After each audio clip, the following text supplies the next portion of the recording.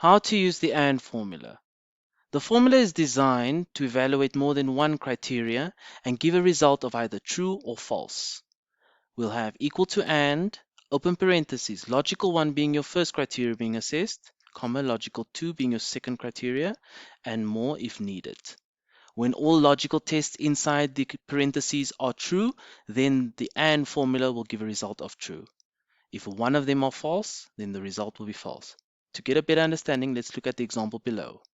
So we have a database of 3 students having written 3 tests, and we need to know if any of them have passed all 3 tests by achieving more than 80%.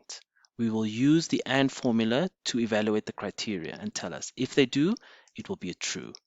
So we will type equal to and open parentheses. We will select test 1 should be bigger than 80%, comma, second test should be bigger than 80%, comma, the third test should also be bigger than 80%, and we'll close parentheses. Press enter, and we'll notice that James does not meet that criteria. We copy, Control C, go down, Control V, and we'll notice that Sandra meets the requirement, so she's the only one that has passed all of it. And to just ensure that this formula has worked as needed, we'll look at the first test. Is it more than 80%? Yes, so it's true. Is the second one more than 80%? Yes, it is true.